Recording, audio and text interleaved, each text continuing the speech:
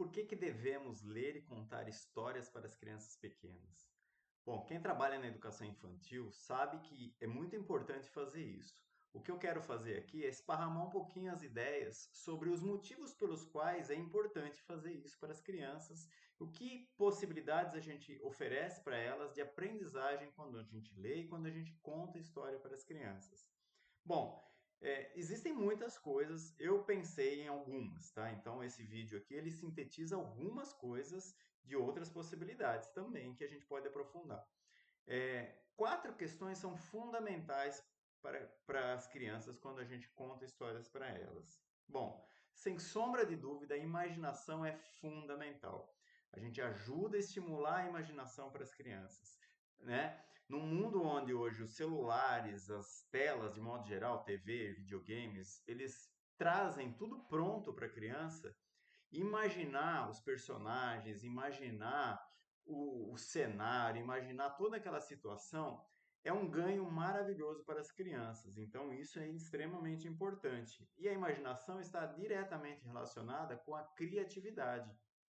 Então a criança cria imagens mentais, às vezes verbaliza isso quando ela está ouvindo alguém ler ou contar uma história para ela, tá certo? E é fundamental, né? A gente precisa melhorar e trabalhar muito com essa questão da criatividade. É uma fase onde isso está se desenvolvendo mais do que em qualquer outra fase da vida, ok? O repertório das crianças, o que repertório? Repertório linguístico, repertório de vocabulário. Elas vão aprender formular as frases de forma correta, vão aprender muitas questões sobre a língua que se usa para escrever quando a gente lê, mas também quando a gente conta. E elas vão ampliar repertório, né? Vão descobrir palavras novas, vão descobrir termos novos, vão conseguir, dependendo da idade, fazer inferências de que um termo significa dentro de determinado contexto uma coisa, aquele mesmo termo pode significar outra coisa em outro contexto, então são essas aprendizagens. E o repertório e tudo isso junto tem a ver com o letramento. O letramento ele vai ampliar não só a questão da língua escrita, da aprendizagem de repertório, vocabulário, essas coisas, mas também na ampliação de mundo. Então, eu estou falando aqui de um letramento de algo um pouco mais amplificado, que é conhecer os autores, conhecer a ilustração dos livros, conhecer de onde são as histórias. Por isso é importantíssimo que a gente diversifique o hall de histórias, né, com contos de diversas partes do mundo e não só os contos tradicionais, é que a gente traga textos que vão realmente possibilitar esse letramento, né, das crianças. Então, elas vão aprender com os textos, por exemplo, a cultura africana, a cultura indiana, a cultura asiática da China, e por aí vai. A própria cultura brasileira, que é extremamente rica, né? O folclore, as diversas regiões do nosso Brasil, o que é o Amazonas, por que que lá se conta uma história de certa forma e aqui se conta de outra, e assim vai. Então, o letramento também no sentido mais amplificado. Muito bem. Mas qual a diferença, afinal de contas, entre contar e ler histórias? Será que há essa diferença? Né? A primeira questão que a gente pode perguntar. Há sim uma certa diferença, e é importante a gente saber um pouquinho o que, que uma proporciona de diferente da outra. Bom, quando a gente lê a história para a criança, pega um livro lá e lê, a gente está fazendo uma relação direta, né, além de tudo isso que já foi dito, com as práticas de escrita. Você vai falar, não, mas eu estou lendo, como assim prática de escrita? É exatamente isso. Ao ler, você traduz de forma oral para uma criança que ainda não sabe ler o que está escrito. Portanto, você está dizendo para ela que a forma da escrita é daquele jeito que você está narrando para ela, entendeu? Então, quando a gente lê para uma criança, a gente está ensinando muito mais sobre a escrita do que propriamente sobre a leitura, ok? Ela sabe que você tem um padrão, um rigor, você vai ensinar a manipulação do livro, mexer, virar a folha, a escrita de cima para baixo, da esquerda para a direita, uma página por vez, essa sequência, dependendo do livro, que tem várias histórias, tem índice, enfim está muito mais relacionado a isso, tá?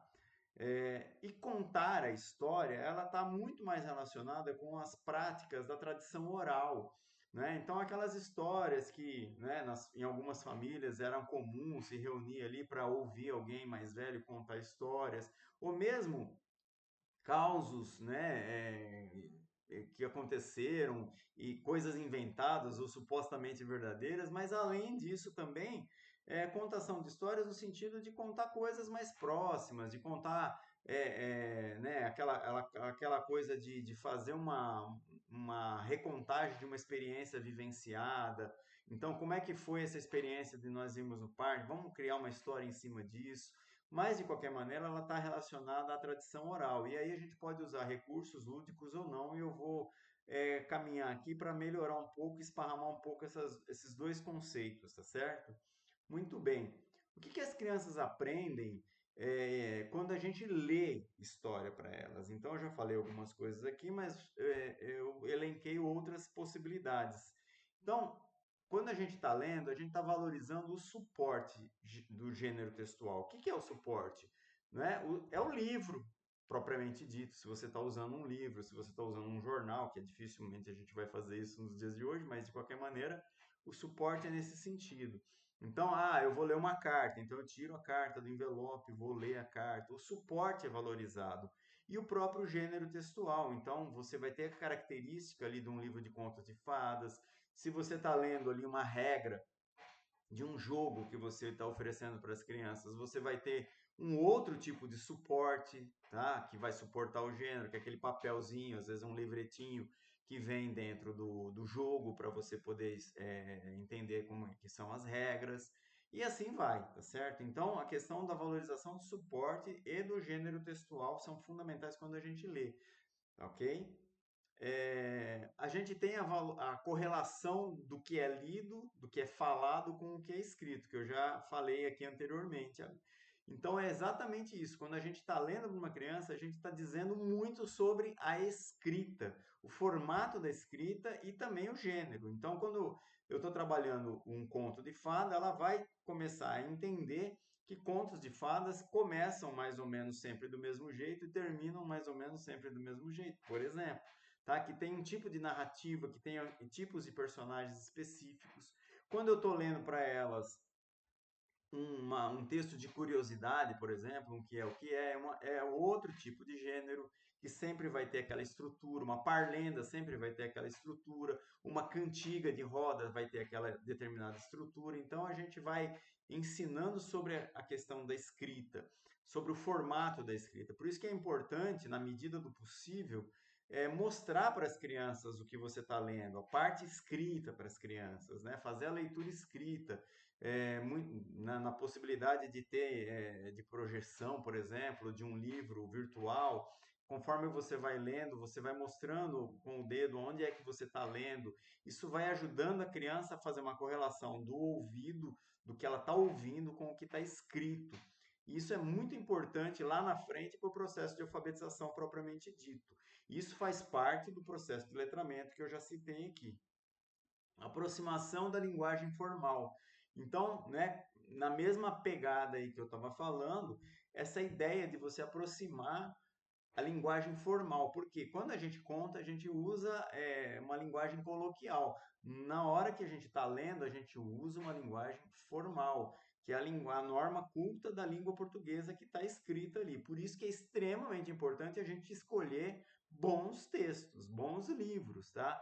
Quando nós vamos ler para as crianças, eu não gosto muito da ideia de ficar lendo esses livrinhos baratinhos aí de 5, 6 reais aí que a gente encontra por aí, que são resumos de contos de fadas. Esses livros são importantes para as crianças manusearem, fazerem a pseudo-leitura, tentarem ler, mas para nós contarmos a história, a gente precisa de um bom livro, com uma boa escrita, tá? Do ponto de vista realmente da língua, tá? Com pontuação adequada, com palavras mais complexas ou rebuscadas, porque isso vai fornecer para a criança uma apropriação e uma aproximação efetiva de uma linguagem formal e mais enriquecedora, tá? Se a gente usar histórias muito fraquinhas aí, com palavras muito corriqueiras ou resumos péssimos, né?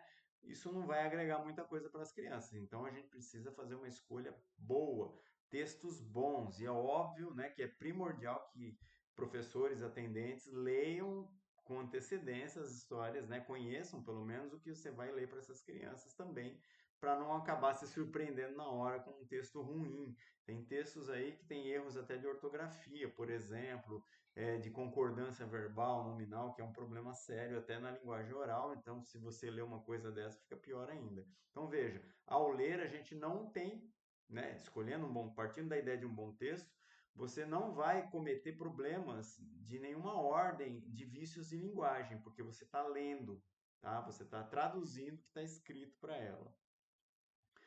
Aí com isso vem, obviamente, já disse também, ampliação do vocabulário dessa criança, do repertório linguístico. Então nós precisamos entender que na escola, sobretudo na escola pública, nós precisamos ampliar muito esse vocabulário. Tem crianças que fora da escola não têm possibilidade de ficar conversando ou de ouvir outras pessoas ou outras crianças falarem coisas que fogem muito daquele cotidiano, daquele mundo mais fechado em relação ao vocabulário.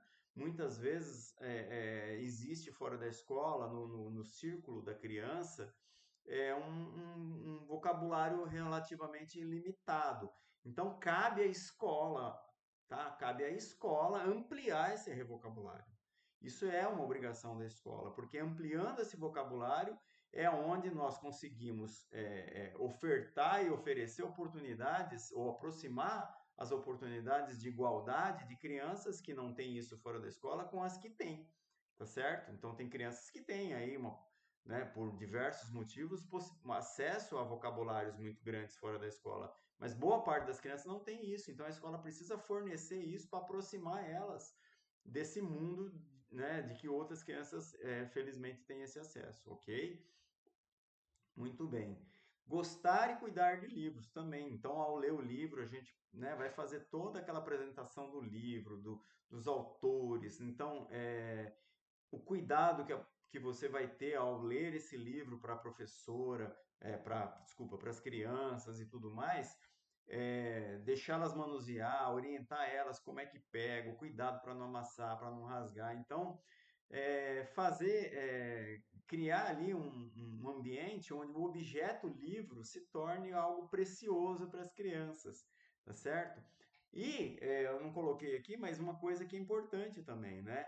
Ao ler, você instiga na criança a ideia de que ela precisa, em algum momento da sua vida, aprender a ler também, porque quando ela vê um livro bonito, com umas imagens maravilhosas, ela fica curiosa para saber qual é aquela história, se ela não conhece, óbvio, né? E só tem um jeito de saber qual é a história, lendo. Para isso, ela precisa aprender a ler, porque aprender a ler requer um esforço cognitivo significativo, que se não houver vontade, que se não houver estímulo, né, da criança, ela vai ter mais dificuldade, ok?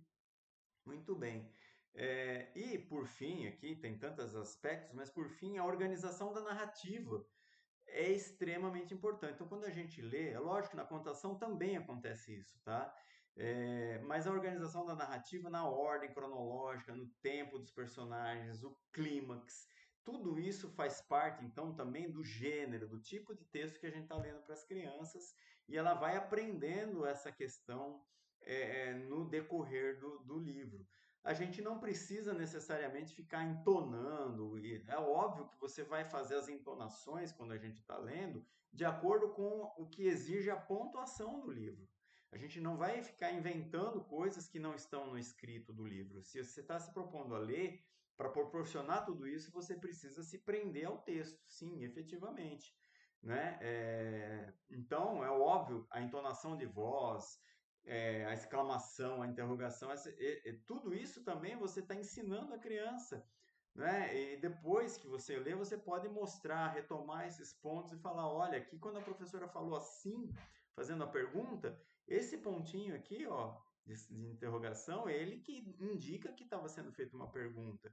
Então dá para explorar de infinitas maneiras isso, de maneira a proporcionar para as crianças uma aproximação, tá? Uma aproximação da linguagem escrita, ok? Muito bem. E o que as crianças aprendem quando a gente conta a história para elas, né? Então elas aprendem também, de certa forma, muito do que já foi dito aqui em relação ao repertório, gênero, blá blá blá, mas Na contação, como ela é mais livre, né, a gente tende a usar vícios de linguagem, a gente tende a não se apegar muito, de repente, à cronologia exata, como se a gente estivesse lendo e tudo mais. Então, a gente corre alguns riscos. Por outro lado, ela vai trazer aí a valorização da tradição oral. De novo, as crianças precisam aprender a falar, né? Então, a escola, hoje, as crianças, quase que 100%, né, das crianças ficam o dia inteiro na escola. E elas precisam ampliar esse repertório, precisam aprender a falar. Então, a professora precisa perceber que quando você está falando e contando, você está estimulando eles a fazerem o mesmo. O que não pode é proibi-los de fazer o mesmo depois. Né? Então, eles vão ouvir a história, depois a gente pode repensar e recontar essa história. Depois de um certo tempo, você pode pedir para, dependendo da idade, né, a partir do maternal já dá para pensar em alguma coisa assim. Olha, hoje você, Joãozinho, você lembra da história que a gente contou? Conta ela para nós hoje. Vamos lembrar a história. Como é que era mesmo? Né? E então, eles precisam falar, precisam aprender a falar. E a gente vai estimular eles a falar. Então não basta só eu falar e eles só ouvirem. Ouvirem, eles ouvem desde que nasceram. Eles precisam aprender a estimular e articular a boca para falar e falar corretamente, tá? Então, essa questão é importante também. É claro que na contação também, para nós que vamos contar a história, ela empreende uma maior possibilidade. Você consegue ficar mais cara a cara com as crianças, porque você não precisa estar olhando o suporte ali da leitura, você pode olhar no olho das crianças, né? Você pode perceber as reações, as sensações das crianças com mais facilidade quando você está contando história. Então a interação entre quem está contando e as crianças é muito maior do que quando a gente está lendo. E isso é um fator positivo, porque você pode perceber muitas coisas ali, fazer intervenções, fazer perguntas, enfim, né, dar oportunidades para eles se expressarem de uma forma mais aberta e mais tranquila, porque a ideia aqui, né, na contação é você fazer a interação e permitir que as crianças aprendam também a se expressar dessa forma. Essa interação, ela também, né, quando a gente está contando, a gente acaba tendo a possibilidade de usar mais recursos, principalmente para as crianças menores, né, do maternal, do B2 aí, a gente consegue, por exemplo, mas não só, tá, para todas as idades, a gente consegue usar recursos para encenar a história. E veja, não precisa de recursos muito elaborados, não. De repente você está contando a história lá do tatuzinho, e aí, o mouse aqui, ó, meu tatuzinho, tal, né? Eu tinha um tatuzinho que andava e tal. Enfim, e isso daí vai ajudar demais na criatividade, porque a gente, ao contrário do que a gente talvez imagina, né? A criatividade precisa ser ensinada, precisa, a gente precisa estimular. Então, quando você usa objetos para fingir que são outras coisas, você está dando um start na cabeça da criança. Ela fala, opa, peraí, se o mouse pode ser o tatu, né? O furador pode ser um jacaré, sei lá, ó, enfim, né? E por aí vai, tá? Então é importante isso. Então é lógico, se você também fizer todo um cenário, né? Tem ali, dá para usar bichinhos mesmo, fantoche, dedoche, enfim, a infinidade de coisas. Teatro de mesa, a contação, histórias, ela permite um leque de possibilidades de criatividade muito grande. Então a criatividade ela acaba ficando muito mais aberta aqui do que às vezes na leitura do livro, tá? Ok?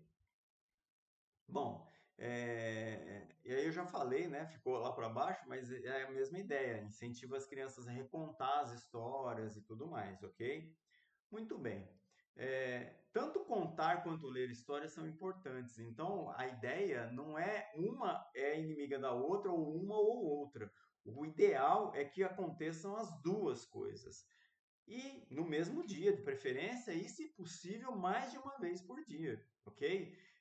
De novo, as crianças ficam o dia todo na escola, então o contato com a leitura e com a contação, se for possível, 2, 3 vezes por dia, seria muito importante.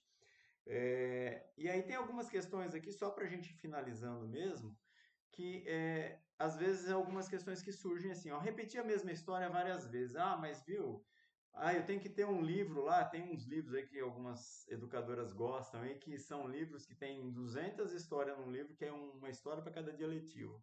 Eu particularmente não curto muito, porque, de novo, cai naquilo que eu falei, são histórias curtas, resumidas e muitas vezes mal escritas, né? E eu não preciso ter uma história diferente para cada dia, de jeito nenhum. Pelo contrário, quanto mais eu contar a mesma história, quando elas gostam da mesma história, veja, a criança está lá aprendendo questão temporal dentro da história, o que vem primeiro, o que vem depois, o que vem por último.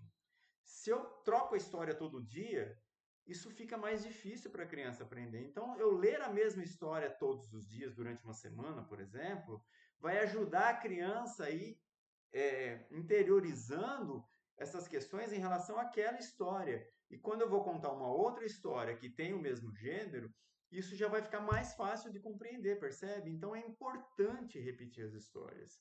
Ao contrário do que talvez a gente possa pensar.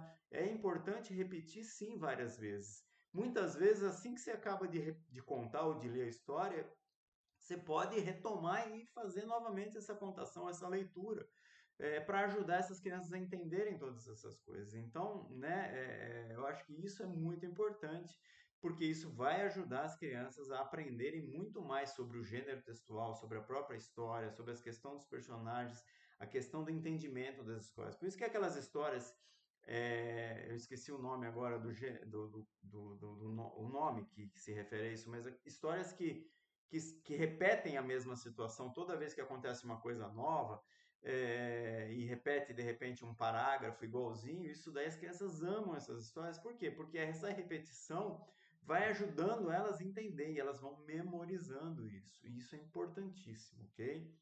Muito bem. Uma outra coisa também que eu acho que é importante, sobretudo nos maternais, no berçário, mas também acontece às vezes na etapa 1, etapa 2, na pré-escola, né? Você está lá lendo ou contando uma história e tem lá o Joãozinho lá andando lá no fundo da sala. E aí você de repente resolve parar de contar a história para chamar atenção, para falar para o Joãozinho vir para a roda e tal. Não, né, eu sugiro que você não faça isso. Deixa o Joãozinho andando. Deixa o Joãozinho andando, por quê? Porque ele está ouvindo. Ele está ouvindo. Tá? Então tem criança, a criança é movimento, gente. A criança não consegue ficar parada o tempo todo. Vocês sabem muito melhor do que eu, né? Quem trabalha diretamente com as crianças. Então não se preocupe com esse movimento, tá? Desde que a criança não esteja em risco ou colocando outra criança em risco, você não precisa interromper a história. Hoje o Joãozinho ficou circulando pela sala por algum motivo. Amanhã ele senta, aí a Joaninha que vai, né, circular pela sala, não tem problema nenhum, ela está ouvindo a história, ela está aprendendo do mesmo jeito. De repente você vai se surpreender a hora que ela lá falar alguma coisa e você achar que ela não está prestando atenção. E outra coisa, hábito, rotina, fundamental, né? O que eu disse.